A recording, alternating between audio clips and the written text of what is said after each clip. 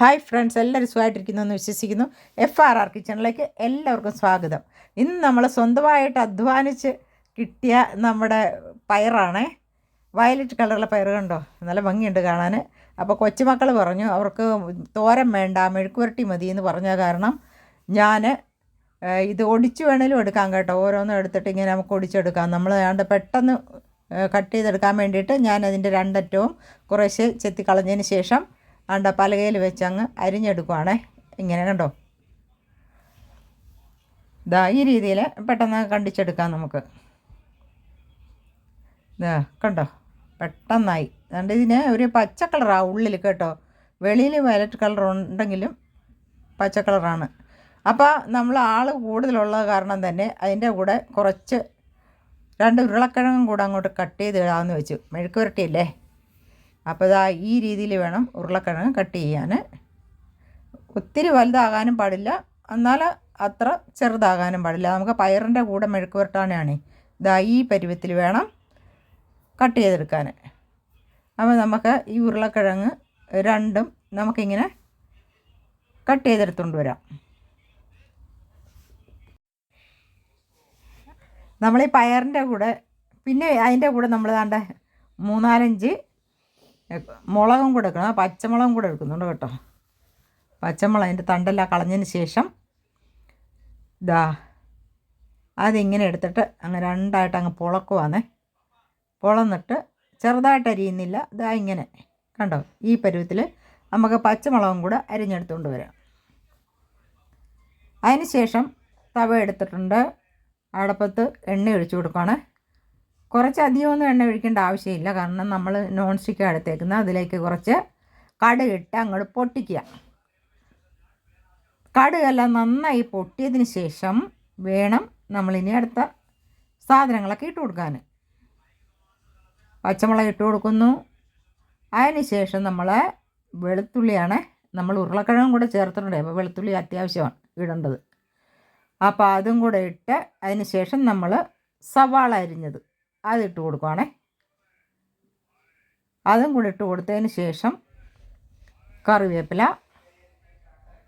അതിട്ട് കൊടുക്കാം. അതിന് ശേഷം ഒന്ന് നന്നായിട്ട് ഒന്ന് വഴറ്റണം. നല്ല രീതിയിൽ ഒന്ന് വഴറ്റിയെടുക്കാം. അതിന് ശേഷമാണ് നമ്മളിനി അരിഞ്ഞു വച്ചിരുന്ന പൊട്ടറ്റോ അഥവാ ഉരുളക്കിഴങ്ങും പിന്നെ ഇട്ട് കൊടുത്തതിന് ശേഷം പയറും കൂടി ഇട്ട് കൊടുക്കാം. ഓക്കെ, എന്നിട്ട് നന്നായിട്ട് രണ്ടും കൂടെ ഒന്ന് മിക്സ് ചെയ്യാം. അപ്പോൾ നമ്മളിതെല്ലാം കൂടെ ഒന്ന് മിക്സ് ചെയ്യാം. നല്ല രീതിയിലൊന്ന് മിക്സ് ചെയ്തെടുക്കാം. അതിനുശേഷം മഞ്ഞൾപ്പൊടി, കുറച്ച് മഞ്ഞൾപ്പൊടി ഇട്ട് കൊടുത്തു. അതിനുശേഷം നമ്മളിട്ട് കൊടുക്കുന്നത് മുളക് പൊടിയാണ്. ഏത് മുളക് പൊടി വേണേലും ഇടാം. കാശ്മീരി ചില്ലി പൗഡറോ അല്ലെങ്കിൽ മറ്റേ പൗഡറോ എന്ത് വേണേലും ഇടാം കേട്ടോ. ഞാൻ രണ്ടും കുറേശ്ശെ ഇട്ടിട്ടുണ്ട്. ഇനി നമ്മളതിലേക്ക് കുറച്ച് ഉപ്പാണ് ഇട്ട് കൊടുക്കുന്നത്. ആവശ്യത്തിന് ഉപ്പ്, നമ്മളുടെ കറിക്ക് ആവശ്യമുള്ള ഉപ്പ്. എന്നിട്ട് നന്നായിട്ട് മിക്സ് ചെയ്യുക.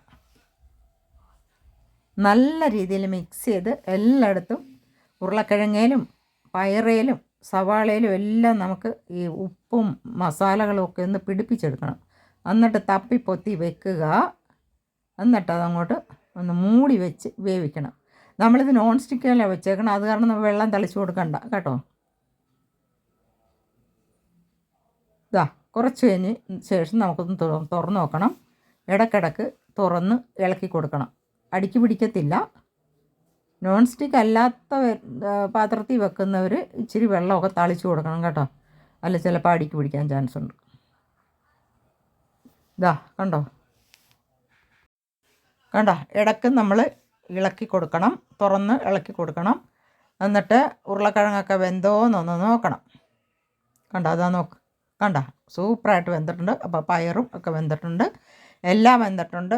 നമ്മളിനി ഇത് അടച്ചു വെക്കേണ്ട ആവശ്യമില്ല. തുറന്ന് വെച്ച് വെറുതെ ഒന്ന് വെള്ളം വല്ലതും ഉണ്ടെങ്കിൽ പറ്റിച്ചെടുക്കാൻ വേണ്ടിയിട്ട് ഒന്ന് തുറന്ന് മാത്രം വെച്ചാൽ മതി. ഒന്ന് ഇളക്കി കൊടുത്തുകൊണ്ടിരുന്നാൽ മാത്രം മതി. നല്ല രീതിയിൽ ആയിട്ടുണ്ട് കണ്ടോ. ഇത് ചോറിനും ചപ്പാത്തിക്കും ഒക്കെ സൂപ്പർ കറിയാണ് കേട്ടോ.